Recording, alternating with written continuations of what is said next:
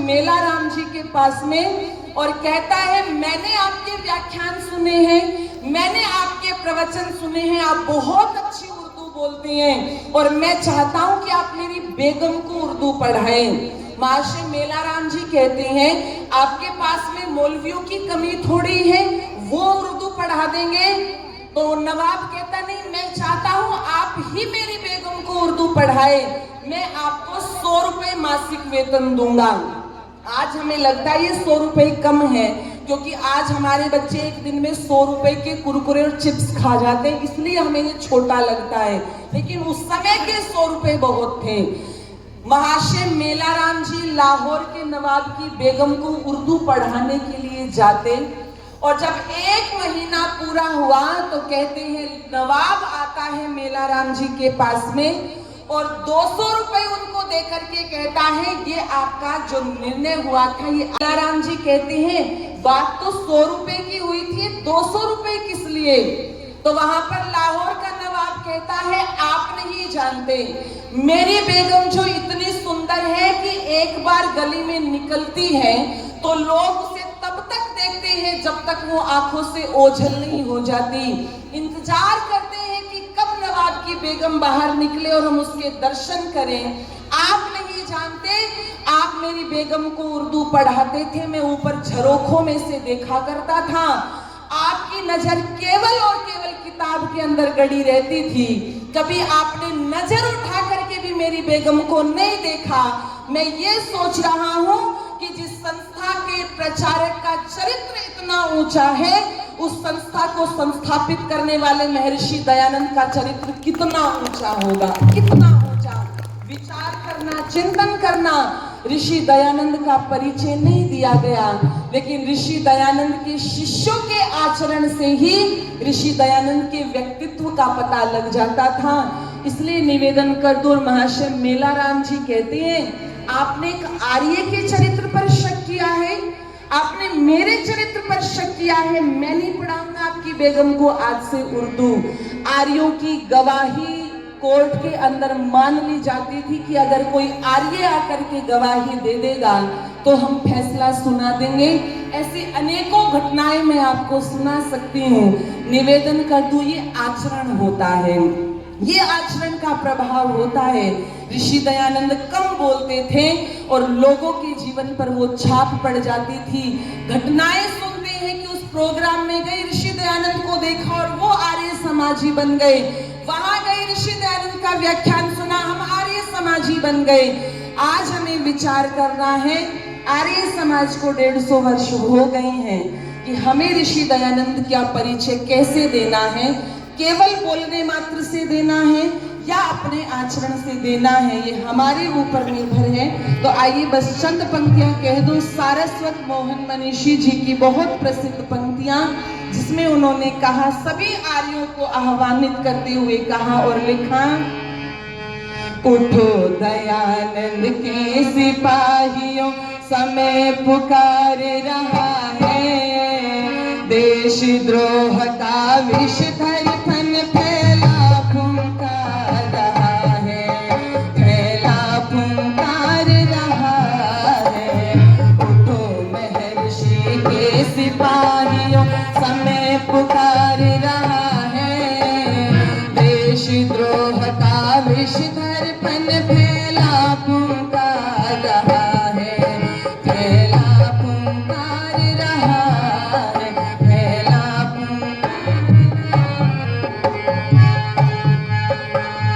उठो विश्व की सोनी आंखें काजल मांग रही है, उठो अनेकों ध्रुपद सुताएं आंचल मांग रही है, आंचल मांग रही है।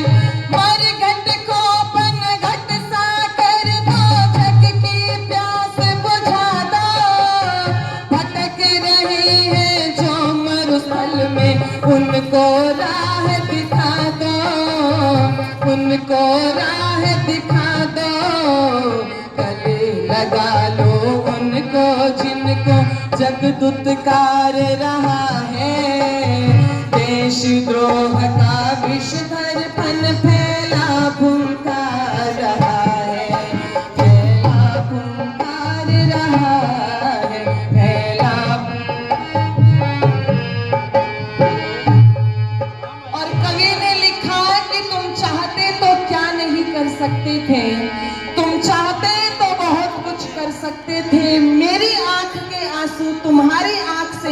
सकते थे। तुम ठहरे ही रहे झील के पानी की तरह। अगर तुम दरिया बनते तो बहुत दूर निकल सकते थे, दरिया बनते तो बहुत दूर निकल सकते थे। और आर्यों ने ये करके दिखाया। और क्या लिखा? तुम चाहो तो पत्थर को भी मोम बना सकते हो, तुम चाहो तो खारे जल को सोम बना सकते हो, सोम बना सकते हो। तुम चाहो तो बंजर में भी बाग लगा सकते हो, तुम चाहो तो पानी में भी आग लगा सकते हो, आग लगा सकते हो। जातिवाद जग की नस नस में जहर उतार रहा है, देशद्रोह का विषधर फन फैला फुंकार रहा है, फैला फुंकार रहा है। उठो दयानंद के सिपाहियों, समय पुकार रहा है, देशद्रोह का विषधर फन कि वो अंतिम घटना जो अजमेर के अंदर घटी थी। और उस समय आर्यों ने वचन दिया था, हे ऋषिवर, हम ये यज्ञ की अग्नि कभी नहीं बुझने देंगे, हमें ओम की पताका कभी नहीं झुकने देंगे। आज कितने ऐसे घर हैं जहां पर ये हमें ओम की पताका लहराती हुई दिखाई देती है? कौन है जिनके गले में हमें यज्ञोपवीत दिखाई देता है? इसलिए लिखा,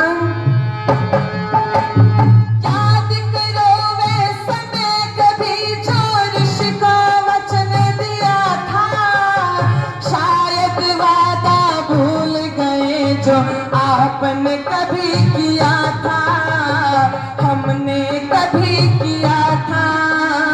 वचन दिया था कि ओम पताका कभी न झुकने देंगे, हवन कुंड की अग्नि घरों से कभी न बुझने देंगे, कभी न बुझने देंगे।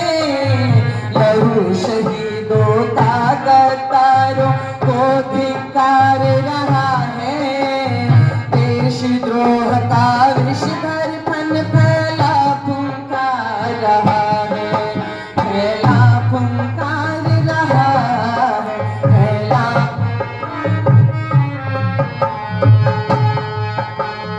कब तक आंख बचा पाओगे, आग बहुत फैली है, उछली उछली दिखने वाली हर चादर मैली है, हर चादर मैली है। लेख राम का लो पुकारे, जरा आँख तो खोलो, श्रद्धानंद का लो पुकारे, जरा आँख तो खोलो, गुरुदत्त का लो पुकारे, जरा आँख तो खोलो। एक बार मिल करके सारे दयानंद की जय बोलो, दयानंद की जय बोलो। मेरी जान का व्यथित सूर्य तुम्हें निहार रहा है, देशद्रोह का विषधर फन फैला फुंकार रहा है, फैला फुंकार रहा है।